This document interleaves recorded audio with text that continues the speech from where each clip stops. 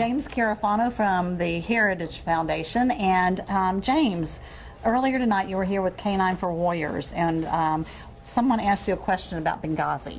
And it's really important to the people out here in America because we don't really know what's been going on, and you're sort of an insider into D.C. Was Benghazi a precursor to Syria? Can you give us a little insight about Benghazi and a little bit about Syria? Well, right after Benghazi, I was one of the first folks to testify on the Hill, and I said, here's the problem, is we have literally hundreds of consulates, missions, and embassies around the world that are high risk, which means they could be attacked by terrorists at any time. The real issue with Benghazi is we need to understand if we're doing everything possible to keep those folks safe and allow them to do their jobs. So I laid out in the hearing kind of 4 questions that we had to be able to answer. You know, what was the threat? What do we think we were facing?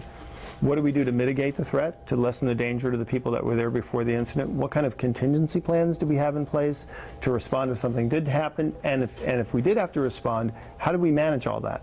And what I said in the hearing was, I can't tell you because we don't have answers to those questions. And until we get those answers, we really don't understand what happened. Well, the reality is here we are many, many months later, and we still don't know what happened. I think that's a tragedy, not just for understanding what happened to Benghazi, but we don't know if our government has learned its lesson and is doing everything safe to respond in the future. Our government hasn't learned its lesson. Well, I think the lesson that the president learned from Benghazi and Libya was really his poster child to say, well, I'm different from George Bush. I don't have to invade countries. I can do a very light touch. I can manage the world from afar like a puppet with strings, and everything will turn out right. That's not what happened in Libya. Libya is a complete disaster. The country today is literally being overrun by terrorists. That, I think, has made the president more risk-averse in how he's dealing with Syria. Look, I'm not in favor of American boots on the ground in Syria. Syria is a terrible situation. It's a horrible civil war. But there are things the United States could be doing to protect its interests in the region, particularly working with countries that surround Syria, Turkey, Israel, Jordan, Iraq, the Gulf Coast states. But the reality is the president's doing as little as possible. And in part because he is so risk averse after Libya, he'd really rather just do nothing. But if he sent troops in there, so what kind of support do you think our troops are going to get, and how deep do you think this is going to go? We have U.S. troops in Jordan, primarily because Jordan is under tremendous pressure. They have all kinds of refugees pouring out of Syria. There are chemical weapons that could be released. There could be civilian populations at risk. There's an enormous humanitarian effort. So there is, some use for that. But it's really not about American presence. It's really about American influence and leadership.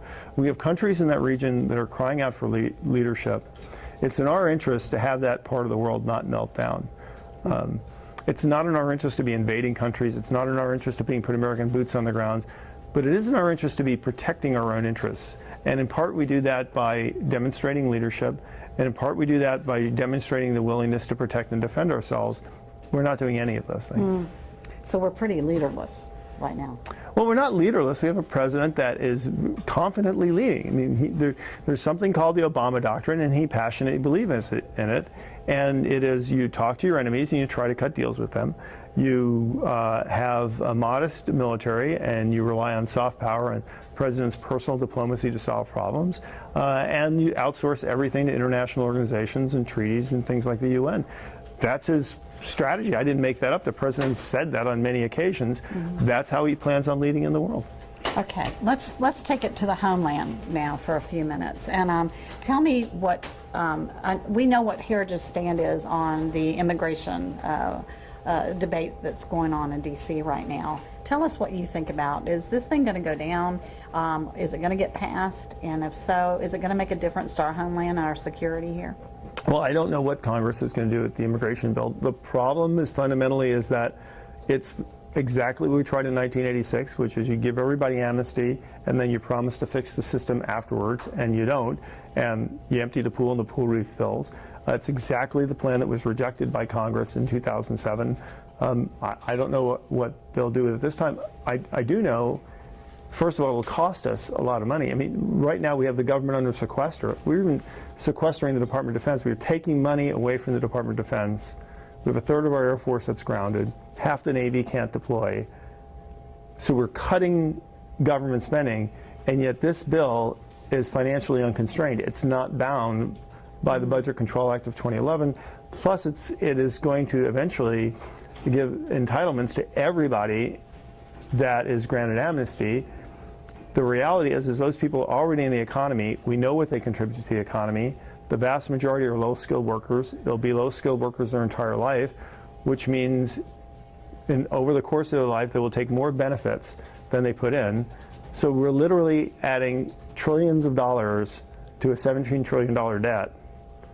That's unavoidable under this plan. That's, I think, a huge issue. And we're still going to have a problem of illegal people coming here because we haven't fixed the system. We're still going to have the same problems on the border. We're going to have the transnational crime problems on the border. So we're not going to be better off. To me, it's amazing that anybody that watched this government put together Obamacare, where they made the promise that they're going to have one big bill and they're going to solve all our problems. No one in the Congress, no one in the federal government today says, oh, look, healthcare is solved. Everybody says, how are we possibly going to make this thing work? And yet we want to turn around and do exactly the same formula for immigration reform. What do you think's going on? Why does this happen consistently in Washington, D.C.? Because we don't understand it out here in America. We just can't figure it out either, James. What goes on up there? Well, I think it's all about politics. And, you know, if Congress doesn't hear from the American people, they listen to themselves. And when they listen to themselves, they can convince themselves of anything. Okay, so they listen to themselves, and you have all these people calling, you have these people writing, you have these people going to Washington and doing rallies, but they're still listening? No, it's not happening? It's not on immigration. Americans have been absent landlords on the immigration issue. People are very not paying attention, and the result is they're going to get handed the immigration version of Obamacare. Why do you think we're not paying attention? You know, Americans have busy lives. Things are not well in this country. I mean, part of the irony is you know, we still have a very high unemployment. It's tough to make a go in America today. Things aren't getting better, and so Americans are distracted and they're worried about their own lives. The irony is because they're not paying attention in Washington, Washington is probably going to pass a massive bill that's going to make their lives worse. Oh dear. Well, James, thanks for the good news. I want to thank you for coming to Jacksonville. Thank you for coming to K9 for Warriors today. It was a great night. And we appreciate you flying all the way down here and flying back to D.C. and take care for us. You know, be our voice up there. Well, thanks for having me. Appreciate it.